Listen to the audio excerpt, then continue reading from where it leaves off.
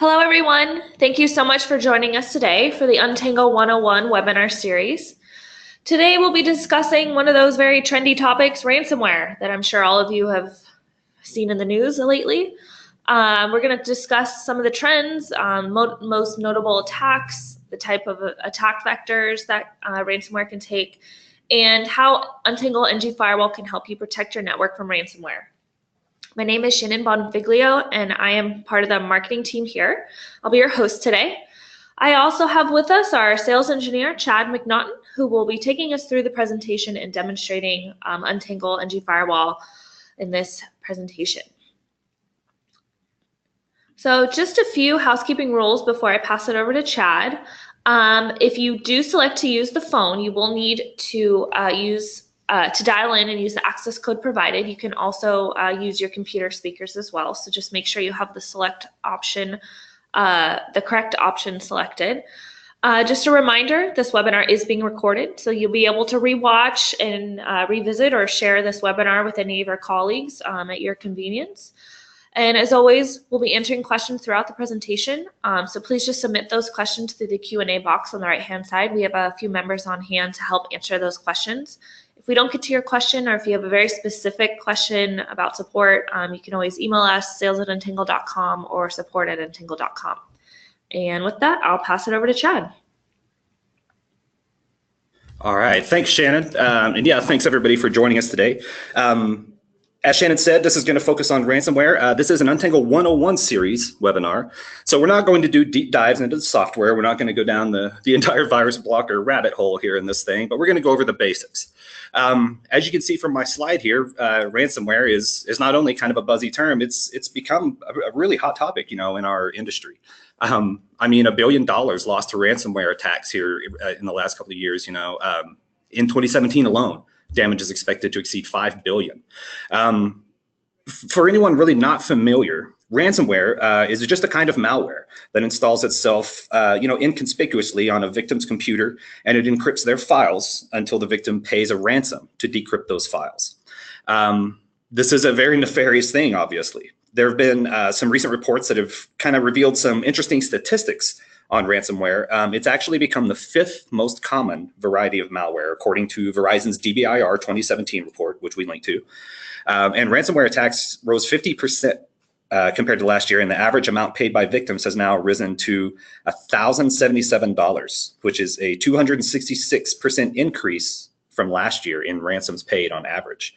And that's based on Symantec's 2017 Internet Security Threat Report. As you can see, we are the most affected country here in the US. Just that little chart down there on the bottom right, the impact of WannaCry and the Petya outbreaks just on monthly infection rates. Look at that spike right there at the end. It's becoming a very, very serious issue. In 2016 alone, an estimated $1 billion was lost to ransomware attacks, like I said, and more than 100 new malware families have been released. So the bottom line is this is a very very new yet common threat, and we're doing some very interesting things to help combat that here at the Gateway and in the cloud.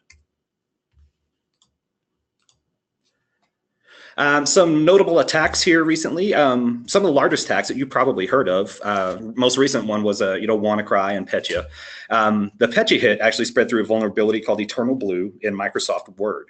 It demanded a $300 Bitcoin ransom and spreads internally, and is extremely nasty.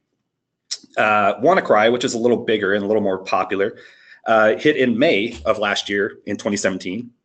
An estimated 400,000 Windows machines were infected across 150 countries. Specifically, the National Health Service in the UK was affected, which is huge. The WannaCry malware initially spread via phishing emails and downloadable executables from malicious sites. But unlike previous attacks, this piece of ransomware is actually designed to aggressively rampage through both local networks and the internet using a worming behavior. This worm makes use of the Eternal Blue exploit again, which was allegedly developed by the US National Security Agency and leaked online by the cybercriminal syndicate, the Shadow Brokers. I said allegedly. What this does, it causes the malware to spread like a worm through the network, especially with those unpatched Windows machines. And that was the main problem with WannaCry. WannaCry itself was not a new piece of malware. It was the Eternal Blue exploit that was tied to it that was not patched. So had those machines simply been patched, that might have not have affected as many victims. There have been other smaller scale ransomware attacks, obviously. Locky was the next most notable one that hit back in 2016. Locky spread its malware via email attachments, first in Word documents to fool users into opening it, and then later as a JavaScript attachment, which will basically get it right by your anti-malware security software. Excuse me. With Locky, the victims are instructed to pay Bitcoin ransom to decrypt their files. And according to the FBI, victims paid $209 million to ransomware attacks in the first 3 months of 2016 alone. Over 400,000 victims were affected by Locky in the first week of the attack. Another one there up at the top right in the top left in the green is the CryptoWall vector. That was another large attack that mostly hit in North America back in 2015. But about $325 million in revenue was lost to attackers paying ransoms to decrypt their files. One of those strains is called malvertising. These are online ads that redirect victims to rogue websites that use a browser plugin exploit to download the payload, and then your computer's infected. Another strain of CryptoWall is just email attachments. These are evading detection, by requiring users to visit a web page and enter a CAPTCHA code, and then the payload is actually downloaded after the CAPTCHA. CryptoWall is a variation of CryptoLocker, which hit in 2013, a couple of years earlier. But CryptoLocker targeted Windows computers and spread via infected email attachments, and over $300 million was paid out to hackers through CryptoLocker. So some of the most common types of attack vectors are obviously phishing and spam. As you can see in 2016, 93% of phishing emails contained ransomware. That's alarming, to me. Over the last couple of years, that's a huge, huge, huge increase. Malvertising also is becoming very common, like I just mentioned, advertisements online that redirect you to a rogue site. So with Untangle, what we would do is, obviously, if you're using a mail server on SMTP, we want to phish and spam block that as much as we can. So those two apps are handy there. And AdBlocker can help cover the malvertising ransomware. And our web filter app can actually help cover that as well, because we block online ads in the web filter. And then Virus Blocker, obviously, with our Scout IQ cloud system, is a very, very handy setup. So implementing these are basically best practices and a good first step to preventing ransomware. It is, though, pretty important to understand how ransomware and malware attacks are carried out and what solutions can actually stop these attacks. Ransomware can be spread through phishing emails. It's very common, as you can see. Phishing emails are designed to fool victims into sharing sensitive information like usernames or their password, or worst case scenario, credit card information. The phishers then use that information in a malicious way. So in Q1 of 2016 alone, that graphic is accurate. That's 93% of all phishing emails that contained ransomware. That's just in the first 3 months of 2016.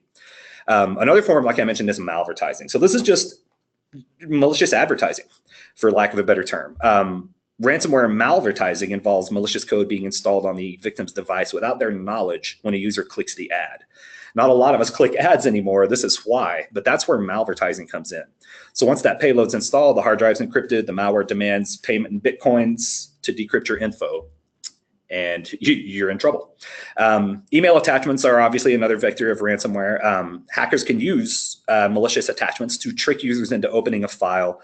A lot of times they disguise the file as a PDF of an invoice or a Word document or a spreadsheet that you're expecting, something like that. Untangle, though, can help with each of these attack vectors. Like I said, Phish Blocker and Spam Blocker will scan email on SMTP and can find malicious farming websites. So Spam Blocker has a catch rate of about 99.6%, while also minimizing false positives.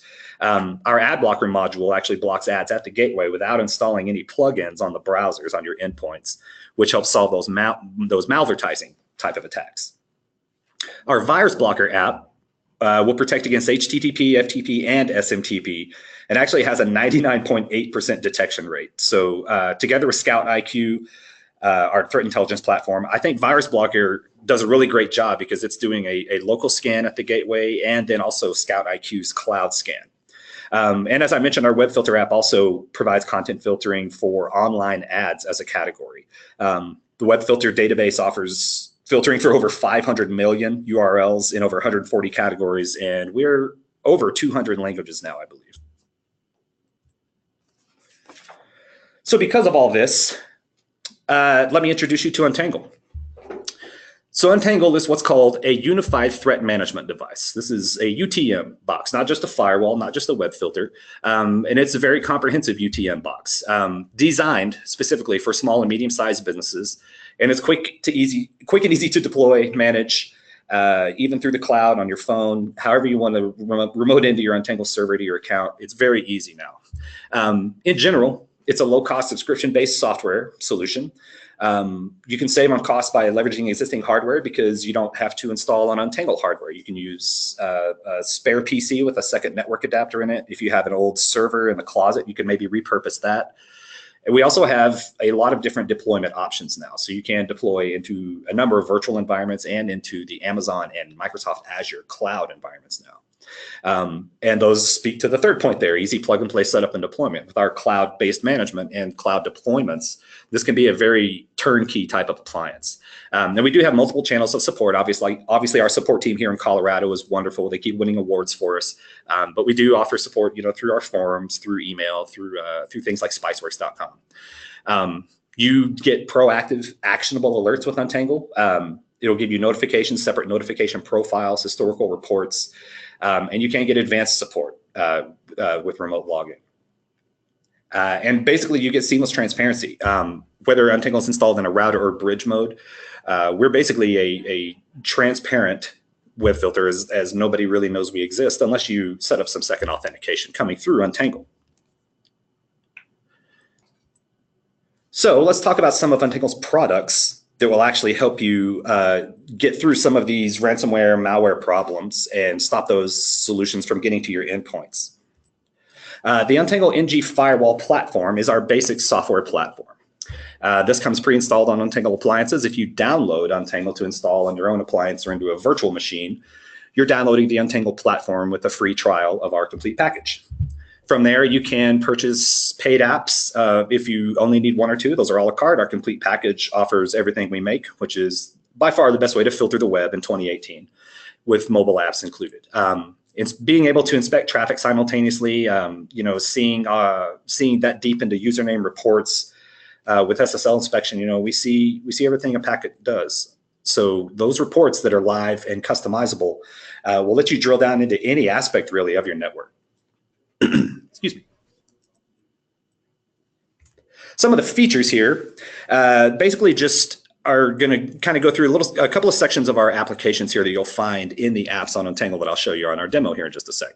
From protection with firewalling and intrusion prevention to the phish and virus blocker that I mentioned, all the way down to SSL inspection, managing your policies that are connected to your directory, various VPN flavors. We have 3 different VPN apps now. And then we also do, some performance-based things, traffic shaping with bandwidth control, WAN balancing, failing over, and web caching. Deploying Untangle is honestly one of the things I think that sets us apart. It's a very simple thing, and you have a lot of options. This is a hybrid cloud product now, as I said. So we do have centralized cloud-hosted management. It's called Command Center. We'll talk about that here in a minute. And this is for your on-premise physical device, your virtual machine, your cloud-hosted service, whatever it is. You'll see these devices in your Command Center. And then with virtual pipelining, instead of an inefficient proxy chain, we actually inspect all apps simultaneously in line, and that helps remove latency. And then obviously, a lighter hardware footprint. This is a Linux Debian server, so it can be run on smaller, cheaper hardware, whether it's yours or ours. In a cloud or virtual environment, those specs don't change a whole lot. So whether you're looking at building your own hardware or virtual environment, you can look at our hardware requirements and basically spec it out with the same tech specs. I mentioned Scout IQ a little bit. This is our cloud-based threat intelligence platform. And what it does is it aggregates anonymous telemetry data from Untangled boxes around the world. So when a new piece of malware, ransomware comes through, the first Untangle box that sees it grabs all of the information, including the telemetry data for that signature, ties it to the signature, and then uploads that into Scout IQ, where it's assessed aggregated, and then spread to all the other Untangles around the world so they're protected. This is included with no additional cost with our Virus Blocker and Virus Blocker Lite applications. And it's, excuse me, it's just a really good way to identify threats in the wild on a more or less 0-day basis. If you go to our website, there is a cloud section at the top of our site on untangle.com. If you hover over that, you can see Scout IQ, you can see our threat intelligence map, and basically watch it do its thing. I mentioned Command Center. This is our cloud-based centralized management for your NG firewall deployments. So this lets you easily manage multi-site deployments without any extra hardware. You can get alerts, threats, reports, audits, all this stuff in the cloud. And these are customizable there. You can create your own alerts, your own notifications, profiles. You can manage your licensing, software updates, all of that here. If you purchase a new license, it'll appear in Command Center. You go click the license and click the server you want it on. It's really about 3 or 4 clicks now. That makes it simple to do things like cloning and editing policies across your fleet of Untangle servers. So this is where the kind of turnkey option comes in. If you want to get a config kind of baseline template set up, you can do that, save it in the cloud, then push it to your devices. And obviously it'll reduce management overhead and costs if you're not having to send someone on site all the time, you know, to just go look at a server's reports or change a policy here or there. It's a very, very cool new product. It did win a silver Best in Biz award last year for Best New Product of the Year in 2017. It's also available on our website under the cloud. So if you want to click on Command Center right there and read a little more about it. So we do offer a line of appliances. These are Untangle boxes with Untangle pre-installed. They offer hardware warranties and hardware support, basically. We offer a small line that are basically little form factor desktop boxes for your small office, home office, your SMB, little remote sites. Then if you're looking for kind of a 1U rack mount server, we go into our 150 or 500 line. Then above that, we do have a 2U rack mount line for about up to 3,000 devices. The main benefit, like I said, of these is they do have Untangle pre-installed, so you just have to assign licensing, and then you do get a warranty. And then if something were to go wrong, we can RMA your device, things like that. But if you're just more comfortable putting your own hardware together, if you run a VMware shop, things like that, those are also options. I've mentioned some of this, I think, but I think some of the key differentiators here between Untangle and some of the other companies in this industry are, number one, to me, we are built specifically for SMB deployments.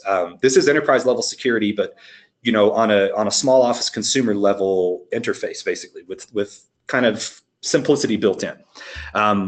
I feel that a lot of our competitors are not remotely built for SMBs, and they have simply ported enterprise level solutions and support down to SMBs, and it doesn't always work well. Untangle is a small business. You know, there are less than 40 people here, so we take that very seriously. You know, we're one of the small businesses that we support.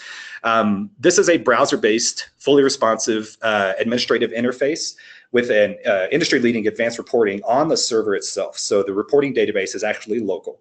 And it does have intelligent default settings that are tuned to real-world use cases, and a lot of setup wizard-based configs for some of the apps.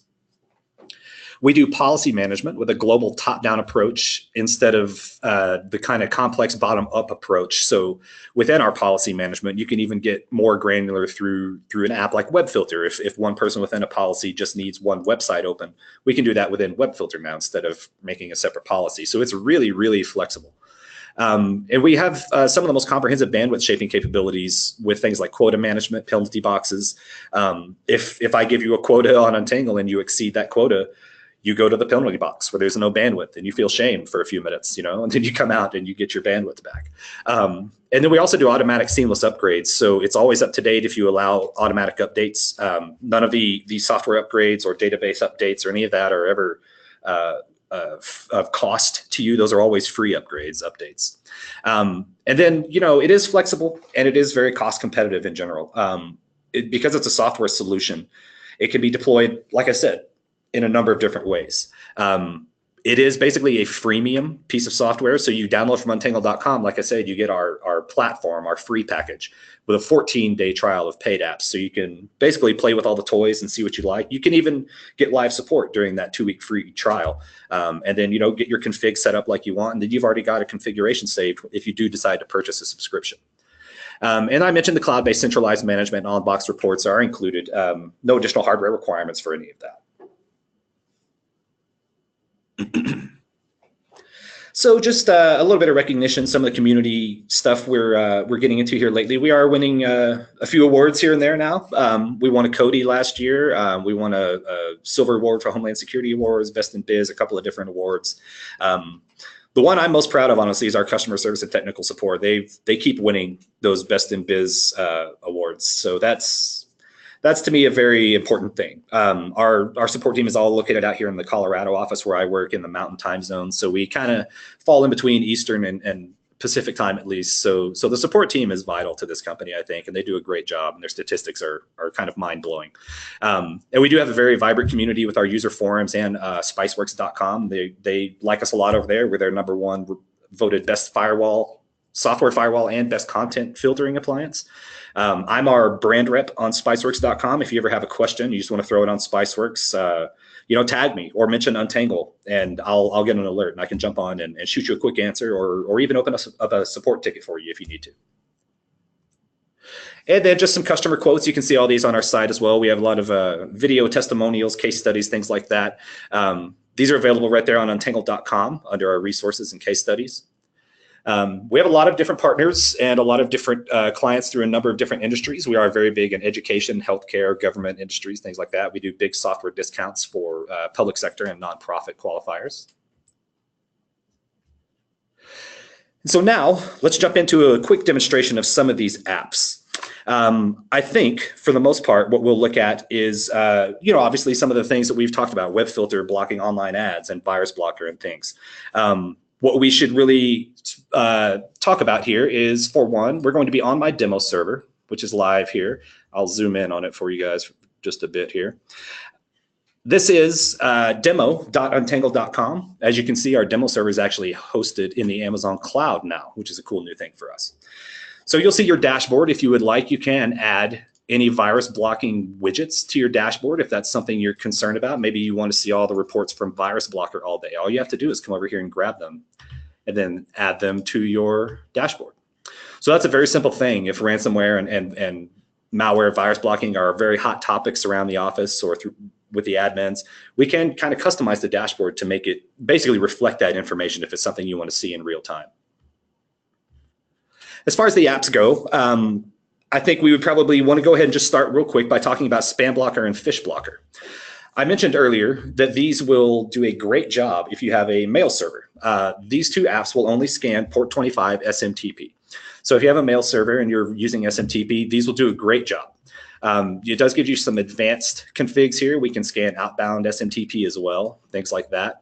We can enable some gray listing and tar pitting here. But keep in mind, those are sometimes options that you might want to do rather than on Untangle actually on your mail server. So the gray listing on a mail server is sometimes a little more effective. But we're an excellent second wave of gray listing. And then the Fish Blocker is very similar. We'll enable this and set it up and let it scan all your email on SMTP. And then whatever action you want to do, if you wanted to pass the email or actually quarantine it, we can choose those here. Users on Untangle, like I said, don't really interface with Untangle much until they get something like a quarantine email digest. That's weekly or monthly, however you set it up. So the other aspect of that is cloud-hosted email. If you're using, Office 365, things like Gmail, those will not be affected by a spam or fish blocker because they only see port 25. So all of your spam and fish blocking is basically being done for you in the cloud by Microsoft or by Google with those setups. So in that kind of scenario, you don't even need to install spam and fish blocker here.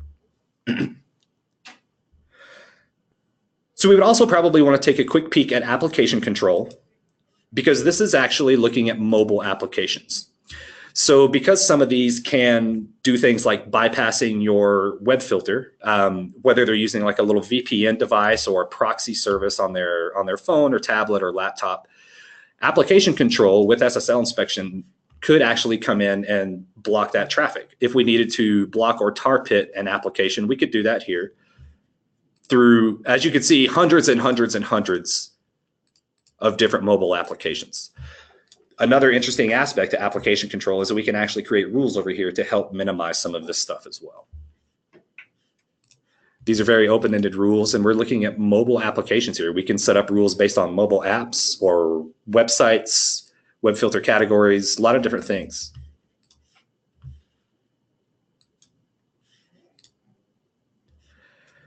Another quick aside to this would be that some of this will obviously require HTTPS inspection. We're about to start talking about filtering things like online ads and malware distribution URLs. Some of those could be HTTPS encryption. So without doing SSL inspection, we would have a hard time seeing those packets. So to do HTTPS decryption with Untangle, we do that through certificate-based decryption. So we deploy our root cert to a device. There's a number of ways to do that. And then one of these rules here needs to be created to let us actually sniff that secure traffic. These rules are what tell Untangle to step in and decrypt HTTPS traffic.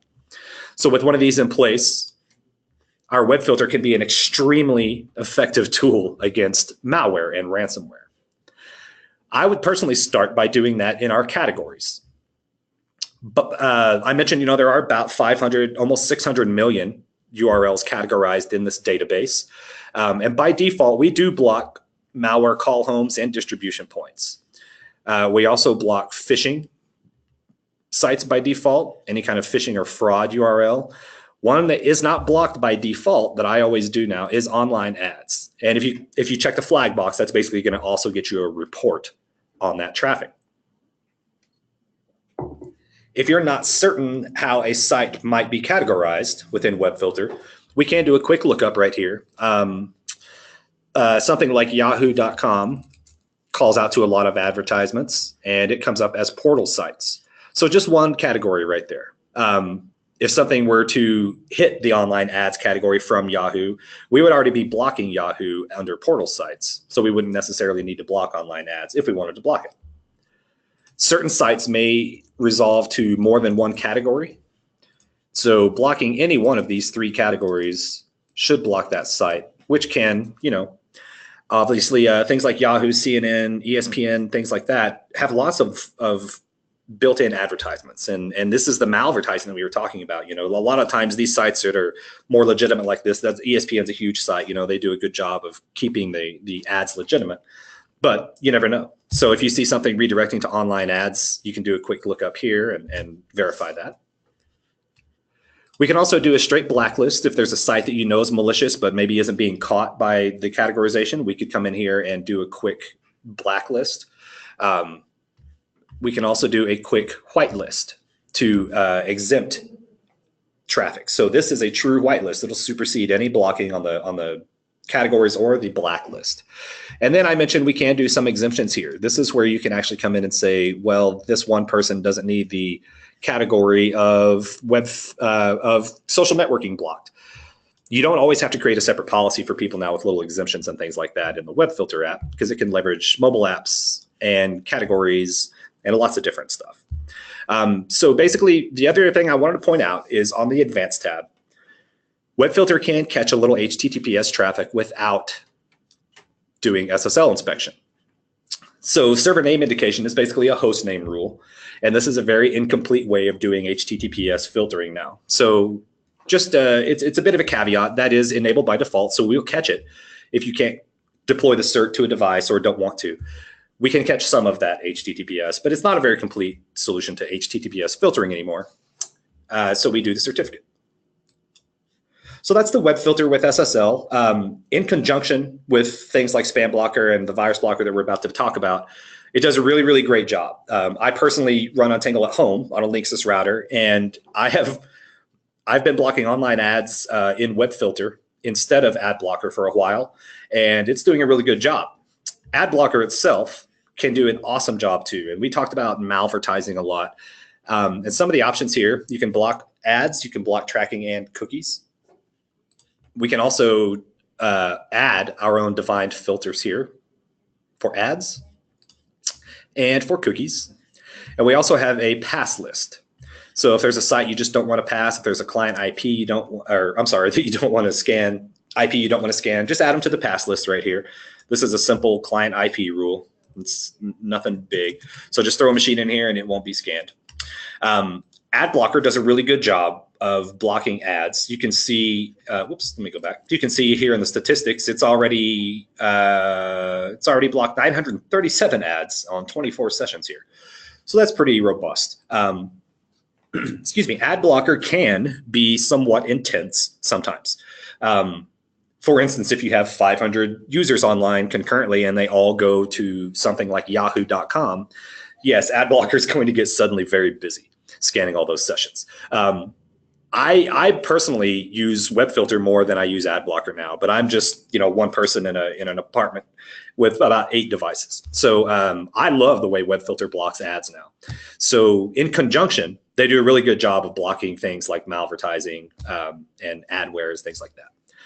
The real magic of our ransomware anti-malware solutions, though, happen in our virus blocker apps. So in my policy there, you saw I have Virus Blocker Lite and Virus Blocker both installed, and I would recommend that you always do that because they can run concurrently and they install very different things. Virus Blocker Lite is free and open source. It installs a project called ClamAV, which is an open source antivirus project. It's got the same scan options as our full version, web, SMTP, and FTP with some email options here, similar to Phish and Spam Blocker. Pass sites as well, we do these Windows Update pass site or sites with pass rules by default. Not a lot of virus scanning needing to happen with Windows updates. They do a pretty good job of that, actually. And then on the advanced tab, this is where some of the cool stuff happens. We can scan file types and MIME types at the gateway.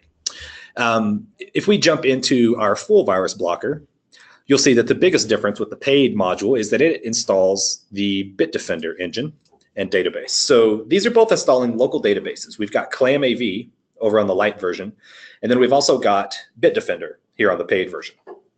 Same scan options, web, email, FTP, same pass sites by default, and similar advanced options. However, you'll see in addition to the Untangle cloud scan, the full version of Virus Blocker also does a second cloud scan for Bitdefender's cloud. So with both of these apps, we're doing ClamAV and Bitdefender locally, and then Untangle Scout IQ and Bitdefender cloud scans.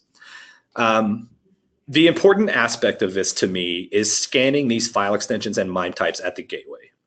The reason for that are these two right here and some of these right here. These are Microsoft Office documents. Specifically, in my experience, Microsoft Excel documents are a fantastically easy vector for malware. The problem with ransomware and malware, sadly but true, is your end users. And your end users, your clients, your students, whatever they are, they will always be the #1 problem with malware and ransomware. It's a sad but true fact that people click on things that look familiar. We here at Untangle, we're a pretty strict network security company, but we do fun little phishing trainings and tests, almost on a monthly basis. So something like blocking these file extensions at the gateway is going to hopefully take those end users out of the equation. So if I have these Excel spreadsheets set to be scanned at my gateway, and there's an infection in one of their macros that's got malware, ransomware tied to it, I'm going to find that at the gateway before it gets down into my network and comes to someone in accounting who opens every single spreadsheet anyone ever sends them. They didn't notice that it came from gmarl.com instead of gmail.com. And that's part of phishing training for your employees, your end users, your students. Things like that are tough. This is not uncommon, to have end users clicking on malware and infecting your network. And that's why we scan these file types at the gateway. As you can see, we can come in here and add any file types we want to. So if I wanted to scan for WannaCry, things like that, I could do that. MIME types as well, in sort of a Mac and Unix world, we can scan for MIME types. And then in addition, the virus blocker reports are some of the best that we offer, I think. You can come and say, I just want to see, virus blocker email summary. Just see if any viruses are coming through. See if there's any top blocked viruses coming over email, things like that. And then if we need to, we can dig further into, spam blocking and see who your top recipients are and things. Maybe it's a user education moment. That's honestly a big part of my ransomware and malware speech these days is user education. And It's always going to be from now on going forward. We are an interesting solution at your gateway because we can do a lot of this stuff automatically, basically. This does not, by any means, replace your endpoint antivirus protection. I always want you to have endpoint antivirus protection. With Untangle at your gateway, however, I would probably personally use something besides Bitdefender on my endpoints, as it can be a little redundant. I don't know. But this is an interesting thing, you know, doing these cloud callouts, doing everything at the gateway, trying to keep these files from getting to your end users, to me is a huge leg up in fighting malware and ransomware. I feel personally that this is only going to keep getting harder and harder to fight, and infections and attack vectors are going to keep getting more common and worse. So without something scanning for it at the gateway, I feel like you're a little bit exposed to here in 2018, the way they're presenting malware to us. Those are basically the main options that we go through for preventing things like malware and ransomware. Obviously, we would want to help you with your config and go through, see if we want to set up certain rules for firewalls, and maybe you want to do geo blocking from certain parts of the world that are known to be malicious actors, things like that. So outside of just filtering the URLs and the infections themselves, things like that, we can get all the way down into geo blocking an entire country, or preventing access to that country from your internal network, things like that. So it's going to be a multi-tiered approach for a long time, I feel like, to really fight malware. Ransomware is the buzzword in the malware world right now, and it's because it's become very nefarious, and it's getting kind of ubiquitous out there too. People hear ransomware and they start to run for the hills, and I don't blame them. Once you're infected and your files are locked and encrypted, it's a complicated thing to get around. So something like Untangle to me is going to become extremely crucial going forward, just to try to keep those things from getting into your network and actually doing that kind of damage and rampaging through all your local machines. I think that's about all I've got for you guys on our software side. Shannon, do we have any quick questions we can answer? Yeah, there was a little bit of confusion about Web Monitor and Web Filter. Can you maybe kind of go over? I can, yes.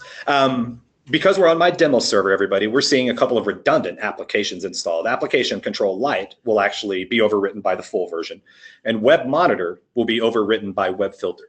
Web Monitor is a free application that offers absolutely no filtering on the web.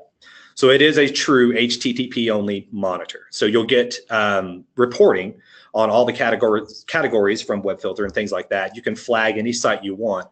You can pass any site you want. And you can still bypass a client around the network monitor. But this is really just monitoring HTTP. So there are some conditions you can create, but it's very strictly just a monitor, like it says. So there's no filtering offered here. The main reason for that is the nature of the internet in 2018. According to Mozilla's telemetry team, as of yesterday, about 68% of the entire internet is encrypted with HTTPS. So trying to filter HTTP only is almost a moot point to me anymore. It's a very incomplete solution, and it's a security vulnerability. So Web Monitor can give you some insight into HTTP traffic, let you see what people are looking at, kind of that kind of stuff. And then Web Filter itself is where you can also see all that visibility, but then do the filtering. So Web Monitor is basically just the reporting aspects of Web Filter. Web Filter does the actual blocking and all that. Great, thanks, Chad. There were some questions about testing this out. I don't know if you mentioned the trial at all or the download. I think I did, but let's just go look. So if you come to untangle.com, there's a download link right there up at the top. If you do have spare hardware, you can download and install Untangle right now. You can also do this into a virtual environment or into a cloud environment. So that OVA file that I've clicked on right there is built for VMware. That's the hypervisor that we use, that we write it for. It's the one we support with our support team here. But a lot of users will just grab the 64-bit ISO file, and they can throw that into Hyper-V or VirtualBox or Citrix Zen or whatever works. Virtual Appliance is the one we support. If you do have a spare piece of hardware, we do have a 32-bit or 64-bit version here. Excuse me, depending on the RAM you have allocated mostly. So either way, just be sure you get the right version, but you can throw this on a lot of different hardware right now. And when you do that, it gets you a 2-week free trial of our complete package, which is everything we see here.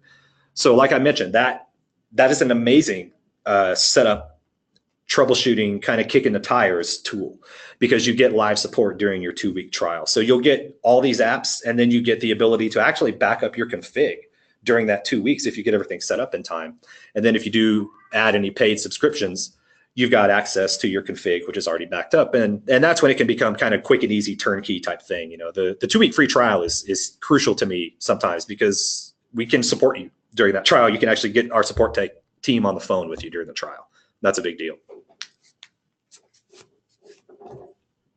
Great, thanks. Someone was asking if you can just show quickly the Scout IQ cloud map, if you want to just show people how to get to it. So it's right here. It's just Scout IQ is basically just some information about Scout IQ. Intelligence is our actual threat intelligence map. So if you want to sit and watch this thing for a couple of minutes, it'll go fully war games on us here before too long. And what this is showing is up and down aggregation of telemetry data, 0-day information, that kind of stuff. As we scroll down, you can see basically the top delivery protocols. Unknown is unfortunately always there, but you can see, well, that's interesting. UltraSurf is by far the winner today. All right, that's a little bitty one. So SMTP, obviously, is email, is by far winning in the malware ransomware fight here over the last month. And then if you want to look at detections over the last 30 days, daily detections are all listed down here too, with infection. So there is some information available here. We can do a little bit more of this too through just some of the logs we can pull from Virus Blocker and see some interesting things. Some of the information that Scout IQ gets is crucial to this stuff. And the number one piece of that, I think, that's important is telemetry data. The reason for that is a malware distribution point, basically an IP address, a URL, whatever it is that's sending out malware, on average only stays active for about 70, 72 hours. So if you don't get that telemetry data basically on the first day, you may not get it. You know, it may just be gone. So instantly, the first Untangle will grab that telemetry data and tie it to the malware, and then throw that into Scout IQ, and Scout IQ says, oh, this is all one piece of malware coming from this distribution point, and it sends that out to all the other Untangles, and they say, oh, okay, so we're not going to allow traffic from there. That's a bad one. It's a very cool thing, and it's, to be honest, it's very interesting when this map goes crazy, but it's a little bit more reassuring when it doesn't, because that means we're not seeing a lot of nefarious traffic. But this is where all the information lives here under cloud on untangle.com. If you want to read more about Scout IQ, you can just grab it right here. This is a link to the map as well. Can you just quickly go over how people can buy, Chad, if they don't want to talk to us? Yeah, you bet. Another thing I think that sets us apart a little bit in our industry is transparency. All of our technical specs, that kind of stuff is online, and all of our pricing is actually online too. You can create your own price quotes right here if you want to. If you want to look at a piece of hardware, if you want to create your own software package, if maybe you only need 2 of our applications, you can do that. Change your options here. We do license by unique concurrent IP addresses, so we license by device. So if I were to license for up to 75 devices, that's 75 devices I can filter through my apps. The bypass rules that we mentioned a little bit can actually remove devices from your licensing. So under your config network menu, the bypass rules can be really handy, because that's where we exempt like your VoIP devices and your printers and things like that from licensing. I don't personally want you to pay to filter printers or voice over IP. So we bypass that stuff as much as we can. And then that keeps your cost down, keeps your layer 7 filtering down, basically reduces the overhead on the CPU. So untangle.com/buy is our little product configurator. If you want to, you can, like I said, create your own quotes, just add it to your cart, and then down on the cart page, you can actually print as a quote right there. And, oh, I guess you have to log in. I didn't log in. But that's where your quotes show up right there. And then you can, if you want to, just go through and choose your shipping methods if you're doing any hardware right there. We use credit card or PayPal. So it's pretty simple now.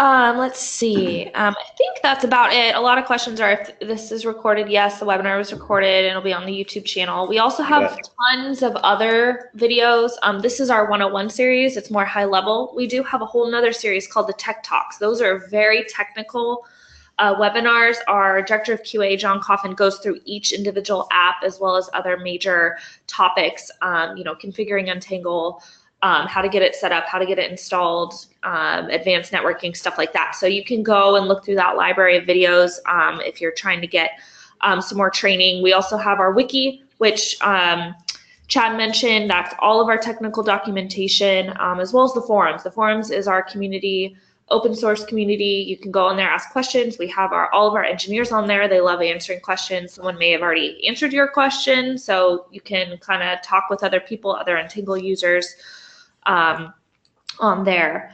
I think that's about all the questions we have right now, Chad. Okay. Go back to the slides really quick.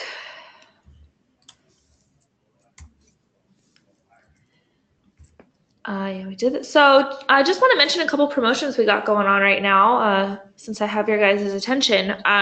If you're currently an Untangle customer or looking to be an Untangle customer, we do have a trade-in, trade-up program. So for those of you who have a competitor product and are interested in Untangle, you can trade that in for some great incentive discounts, as well as trading up. If you need to get a bigger subscription or appliance, anything like that, please give us a call. You can contact your sales rep or give us the sales team a call, and they'll be happy to figure out what the best solution as well as pricing they can give to you.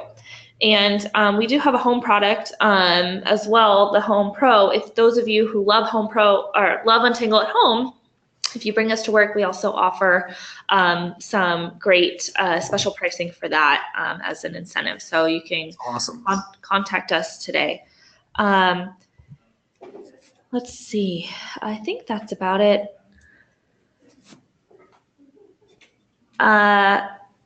Right, yeah, so for the promotions, please just give us a call. I can't discuss any pricing. I don't know that. I'm not in the sales. So for any of the promotional stuff, please give us a call or email sales. They'd be happy to get that information for you. Let's see, a couple other. So a lot of happy people. Okay, that's great. Glad to see Untangle's helping many of our users. So thank you so much, Chad, for the great demonstration. If we didn't get to your question, or if you had a very specific question, please contact us. We generally like to keep the questions very generic. If you have very specific support questions, you got to call support. So we're here for you, sales@untangle.com, support@untangle.com. Let us know if there's anything we can do to help make sure your network is secure. All right, thanks, Chad. Have a great day, everyone. All right, thanks. Bye-bye.